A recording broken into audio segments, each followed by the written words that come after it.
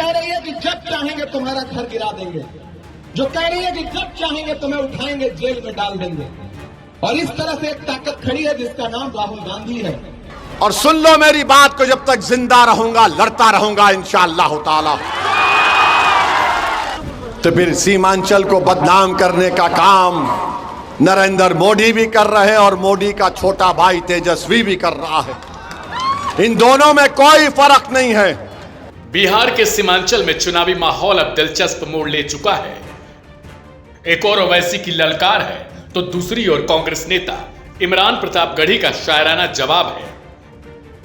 दोनों के बीच आरोप प्रत्यारोप का दौर तेज है और पूरा मामला गैर मुस्लिम उम्मीदवारों को लेकर गर्म हो गया है। सीमांचल की ढाका सीट पर ओवैसी की पार्टी AIMIM ने बीजेपी विधायक राणा रणधीर सिंह के छोटे भाई राणा रंजीत सिंह को टिकट देकर सबको हैरान कर रखा है। वहीं राजद ने नरकटियागंज से उद्योगपति दीपक यादव को मैदान में उतारा, जिनके समर्थन में तेजस्वी यादव से लेकर भोजपुरी अभिनेता और गायक खेसारी लाल यादव खुद समर्थन में रोड शो करते हुए नजर आ रहे हैं।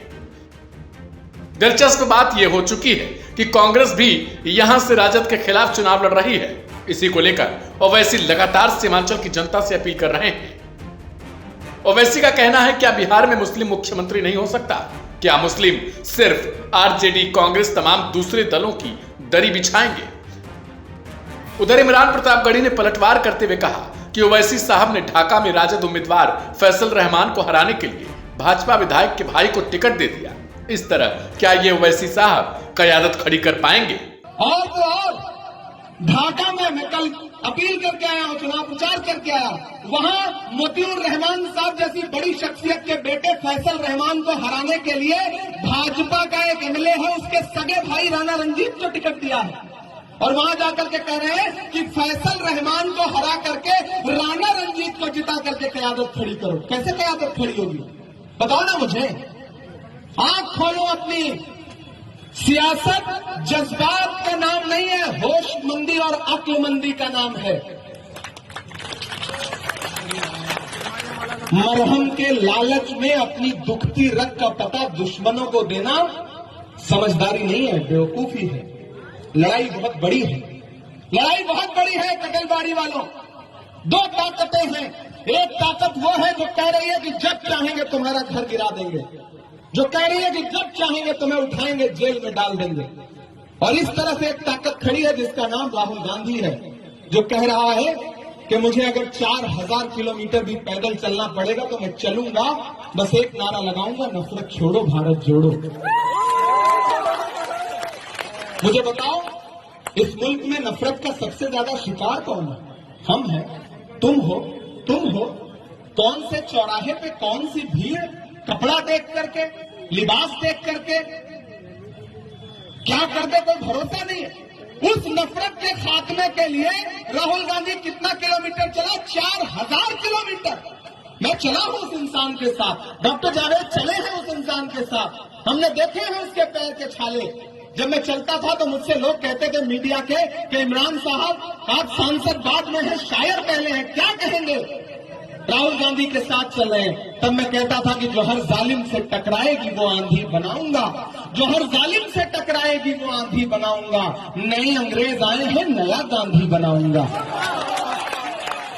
मैं चला हूं उनके साथ। और आज जब लड़ाई ये है कि भाजपा और नीतीश की सरकार हटा करके महागठबंधन की सरकार बनी है, तो हैदराबाद से एक मेहमान आकर के आपके बीच में कह रहे हैं कि हम इस बार तेजस्वी और राहुल गांधी की सरकार तो नहीं बनने देंगे।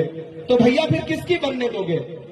गिरिराज सिंह की, नरेंद्र मोदी की, अमित शाह की, नीतीश कुमार की, किसकी बनने दोगे? दो ही आदमी रेस में है। तेजस्वी ने दीपक यादव को नरकटियागंज से टिकट दिया। जानते हैं दीपक यादव कौन है? दीपक यादव को जानते हैं आप कौन है? दीपक यादव अब घर को जाएंगे तो गूगल पर दीपक यादव नाम डालो, उसकी एक फोटो आएगी। ये तलवार बांट रहा है। किस लिए तलवार बांट रहा है? बकरी को काटने के लिए तलवार बांट रहा है दीपक यादव। ये विश्व हिंदू परिषद का आदमी आरएसएस का आदमी, और उसको उसने नरकटियागंज से अपना उम्मीदवार बना है और चरमपंथी ओवैसी को बोलता है, जो भारत के संविधान पर अल्लाह के नाम पर 5 मर्तबा हमने हल्फ लिया, 5 मर्तबा में से 2 मर्तबा मुझे बेहतरीन सांसद का अवार्ड दिया गया, 2 मर्तबा का विधायक मैं, क्योंकि मेरे चेहरे पे दाढ़ी है, सर पे टोपी है, मैं चरमपंथी, क्योंकि मैं आप जैसे गरीबों के इंसाफ की लड़ाई लड़ रहा हूं। और सुन लो मेरी बात को, जब तक जिंदा रहूंगा लड़ता रहूंगा इंशाअल्लाह ताला। इसीलिए मैं चरमपंथी। सीमांचल के नौजवानों का पलायन हो जाता है। मैंने अपनी आंखों से देखा, जब गाड़ी में सफर करता हूं सीमांचल में, नमाज पढ़ने के लिए किसी मस्जिद में रुकते हैं, तो नमाज पढ़ के वापस आने के बाद 8 साल से लेकर 13 साल के बच्चे खड़े रहते हैं। एक कोने में हमारी इज्जतदार माँ और बहनें और बेटियां खड़ी रहती हैं और बुजुर्ग खड़े होते हैं। मेरी आंखें तरस जाती नौजवानों को देखने के लिए। मालूम होता कि वो नौजवान कोई हैदराबाद में है, दिल्ली में है, मुंबई में है, पंजाब की खेतों में है, केरल में है, तमिलनाडु में है, मगर सीमांचल में नहीं है। इसीलिए जब उनके हक की बात करता हूं तो हमको चरमपंथी कहा जाता है। मेरे अजीज दोस्तों और बुजुर्गों, नदी कटाव का मसला उठाते हैं तो चरमपंथी। अलीगढ़ मुस्लिम यूनिवर्सिटी का कैंपस क्यों नहीं है तो चरमपंथी। एक तरफ तेजस्वी हमको चरमपंथी बोलता है, तो दूसरी तरफ नरेंद्र मोदी सीमांचल की जनता को बदनाम करके कहता है घुसपैठिया यहां पर है। बताओ, कोचा दामन की जनता, क्या कोचा दामन में कोई नेपाली बांग्लादेशी दिखता है आपको? तो फिर सीमांचल को बदनाम करने का काम नरेंद्र मोदी भी कर रहे हैं और मोदी का छोटा भाई तेजस्वी भी कर रहा है। इन दोनों में कोई फर्क नहीं है। अभी सत्ता मिली नहीं तो अभी से चरमपंथी, सत्ता मिली नहीं तो दीपक यादव को टिकट दिया जो तलवारें बांटता है। अभी सत्ता मिली नहीं तो अफजल खान का टिकट काट दिया। अभी टिकट सत्ता मिली नहीं तो मोहम्मद कामरान का टिकट काट दिया गोविंदपुर नवादा से। बताओ, क्या ऐसा आदमी के उम्मीदवार को आप वोट डालेंगे 11 तारीख को?